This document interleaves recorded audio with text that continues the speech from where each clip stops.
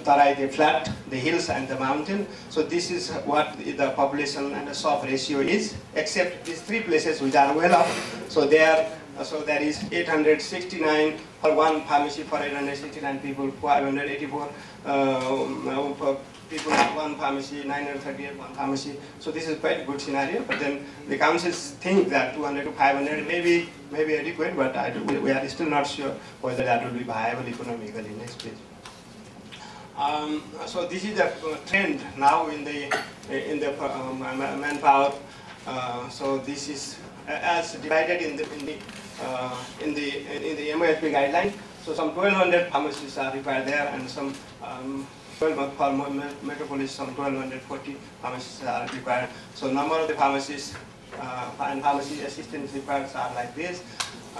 Next, please.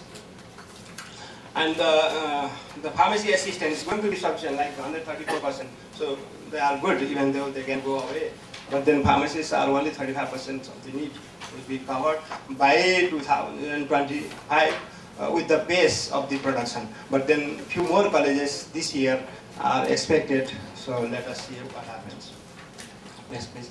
So in summary, the National Drug Policy, Ministry of Health and Population Directive, and Nepal Pharmacy Council Act have given some policy statement based on which the GPP guidance was developed. GPP implement plan has emphasized these areas. WHO support facilitated the NPC in developing GPP guidelines, conducting awareness training and compliance audit. Future plan is to continue more GPP training and audits, and ultimately the accreditation of the few pharmacy. So provision of the certain funds for initiating GPP component will be helpful. So manpower availability, restructuring of the health system, DRA commitment will be helpful in institutionalizing the GPP. Thank you. Thank you for listening. This is what, if you happen to come to Nepal, this is what is a scenario everywhere you will see. And the eyes in the Swayambhu, so which oversee the whole city. So I think this is equally relevant to GPP also. So we are vigilant, we are watchful. So let us see. Thank you very much.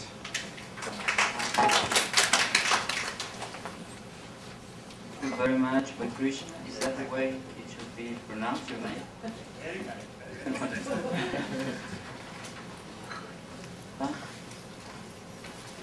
I'm really impressed with the lack of human resources.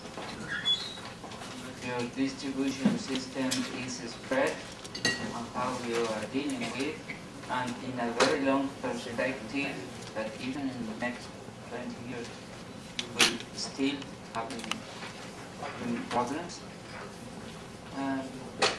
I would like to know how this pharmacy assistant, second level, what is the background, what is the education, up to now, which kind of responsibility is being taken by this second assistant? A pharmacy assistant, this category of manpower is produced by in the country in one of the government medical colleges since the last 20-25 years.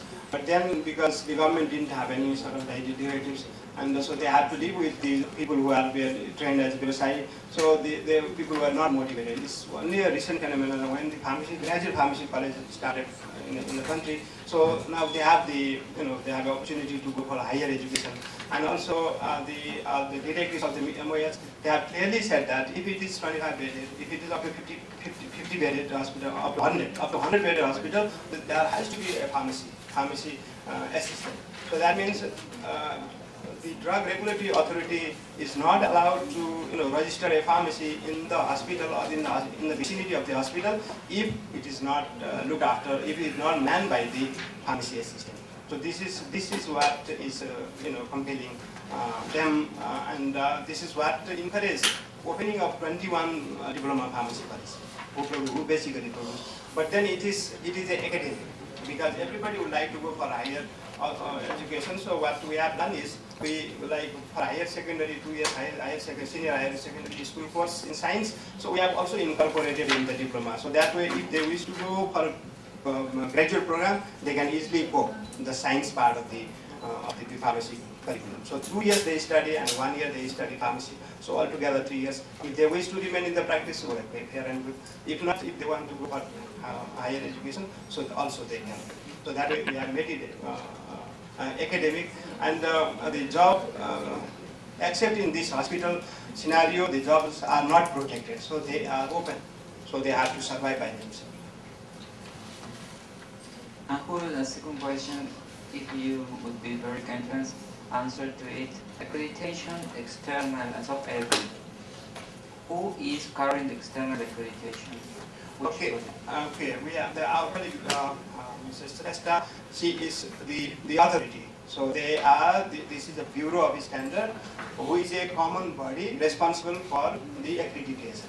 So far in pharmacy sector, or rather in the health sector, except participating in the international proficiency testing, none of the health sort of public health laboratory or whatever, they are not accredited. But then we have now the guidelines, and the Pharmacy Council, who is a council which is not a service provider. So we are thinking to empower this council and develop as a external auditing body for the pharmacy. Questions are very welcome. Yes, please. I just very interested about on your slide for 2B, section 2B is about the institutionalized pharmacy services, and including what you have been talking about, including those ADR reporting and assessment, and also has some collaboration with the Uppsala Center. Can you share with us about that? Thanks. So this is last 3 years. We have been now a member, ordinary member of the Uppsala reporting system. So you can, we have been reporting. So the Drug Regulatory Authority is established as a focal point for that. So the hospitals are distributed with the forms, and the pharmacy section in the hospital.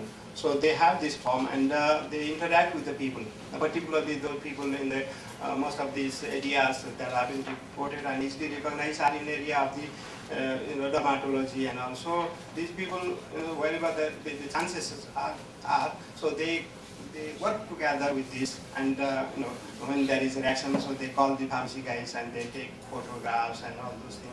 So they assist the doctors to fill up the forms, because ultimately it has to be signed, and it has to be information has to come from the medical records. So this is how it is. And then when the forms come in the Drug Regulatory Authority, so they enter in the VisiMed, that's an online software of the Uppsala. So and from there that information can be sent, and which will be received by the Uppsala Center. So and the analysis part and all is done by the Uppsala Center. It's only the reporting. So it's only the process of giving the information. So the rest is done by the Uppsala.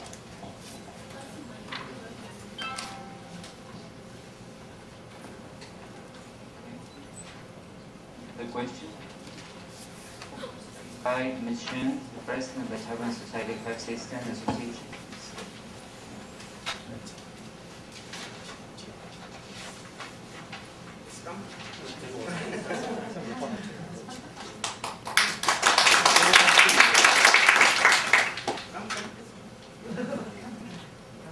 Team is great.